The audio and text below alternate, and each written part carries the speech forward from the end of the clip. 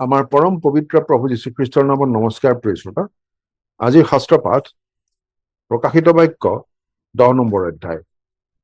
পাছে মেঘক পিন্ধা আন এজন বলৱান দূতক মই স্বৰ্গৰ পৰা নমা দেখিলো। তেওঁৰ মূৰত মেঘধনু আছিল। তেওঁৰ মুখ সূৰ্যৰ নিচিনা আৰু তেওঁৰ ভৰি অগ্নিস্তম্ভৰ নিচিনা।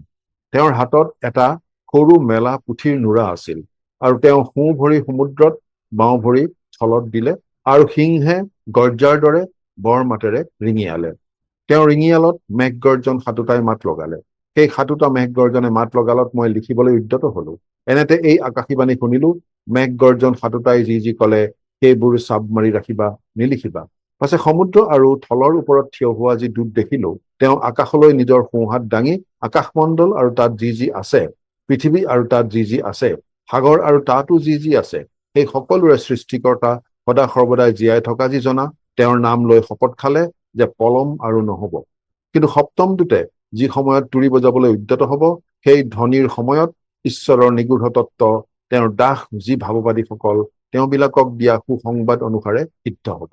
তেতিয়া মই শুনা সেই আকাশীবাণীয়ে মোৰে সৈতে আকৌ কথা হৈ কলে, সমুদ্ৰ আৰু থলৰ ওপৰত থিয় হৈ থকা সেই দূতৰ হাতত যি মেলা পুঠিৰ নোৰা আছে, তুমি গৈ তাক লোৱা। তাতে মই সেই দূতৰ ওচৰলৈ গৈ তেওঁক কলো, সৰু পুঠিৰ নোৰাটো মোক দিয়া। তেতিয়া তেওঁ মোক কলে, লোৱা, ইয়াক খাই পেলোৱা। ই তোমাৰ পেটত তিতা হব, কিন্তু মুখত মৌৰ দৰে সোৱাদ লাগিব। তেতিয়া মই দূতৰ হাতৰ পৰা সেই সৰু পুঠিৰ নোৰাটো লৈ তাক খালো। সেয়ে মোৰ মুখত মৌৰ নিচিনা সোৱাদ লাগিছিল, কিন্তু তাক খালত মোৰ পেট তিতা হল।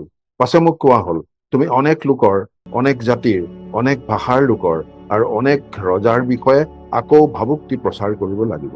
সেয়া আছিল প্ৰকাশিত বাক্য 10 নম্বৰ অধ্যায়। আমি কেতিয়াবা টেলিভিশ্যনত কিবা এটা চাই ভালদৰে বুজি নাপায় ওচৰত থকা কাৰোবাক সুধি ভালদৰে বুজি লবলৈ মন যায়। পাচনি জোহনক ভৱিষ্যতৰ বিষয়ে যিবোৰ কথা দেখুৱাই দিয়া হৈছিল, তাৰে কিছুমান তেওঁ বুজি পোৱাত অসুবিধা হৈছিল। প্ৰকাশিত বাক্য 10 নম্বৰ অধ্যায়তো জোহনে হয়তো তেনেকুৱাই অনুভৱ কৰিছিল বুলি আমি অনুমান কৰিব পাৰোঁ। এজন বলৱান দূত আহি হাতত এখন সৰু মেলা পুঠিৰ নোৰা লৈ বৰ মাতেৰে কথা কলে। জোহনে লিখিব খোজাত তেওঁক বাধা দিয়া হল। তাৰ পাছত সেই নোৰাটো লৈ জোহনক খাই পেলাবলৈ কোৱা হল। সেয়া মুখত মিঠা, কিন্তু পেটত তিতা আছিল বুলিও আমাক জনাই দিয়া হৈছে। সেই পুথিৰ নোৰাটোত কি লিখা আছিল সেইটো প্ৰকাশ কৰা হোৱা নাই, কিন্তু বৰ্ণনাখিনিৰ পৰা আমি যি শিকিছো সেয়া গুৰুত্বপূৰ্ণ। প্ৰভু যীশুৰ উভতি অহাৰ সময় সেয়া নাছিল, কিন্তু তেওঁ সোনকালে আহিব আৰু পলম নহব, আৰু ঈশ্বৰৰ নিগূঢ় তত্ত্ব অনুসাৰে সকলো সিদ্ধ হব।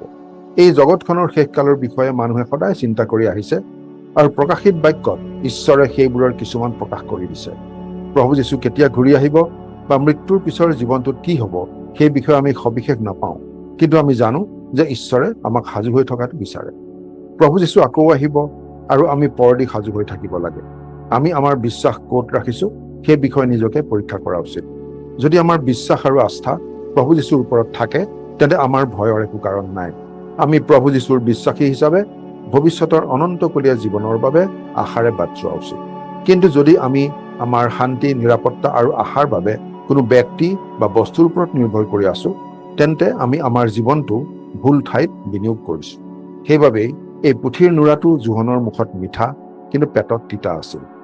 বিশ্বাসীজনৰ বাবে ঈশ্বৰৰ বাক্যই উৎসাহ কঢ়িয়াই আনে, কিন্তু অবিশ্বাসীজনৰ বাবে ঈশ্বৰৰ বাক্য হৈছে আহিবলগীয়া সুধবিচাৰৰ প্ৰতিজ্ঞা আৰু সতৰ্কবাণী, যিটো তিতা। প্ৰভু যীশুৰ পুনৰাগমন হলে আমি ক'ত থাকিম সেই বিষয়ে নিশ্চিত হোৱা উচিত। প্ৰাৰ্থনা কৰিম। স্বৰ্গত থকা মৰমীয়াল পিতৃ ঈশ্বৰ, প্ৰভু যীশুৰ পুনৰাগমনৰ কথাটো সদায় মনত ৰাখি আমি যেন তাৰ বাবে সাজু হৈ আগ্ৰহেৰে বাট চাই থাকিব পাৰিম, আমাক এনে সহায় কৰা। আজিৰ দিনটো তোমাৰ হাততে গতাইছে। ত্ৰাণকৰ্তা প্ৰভু যীশুৰ নামত, আমেন।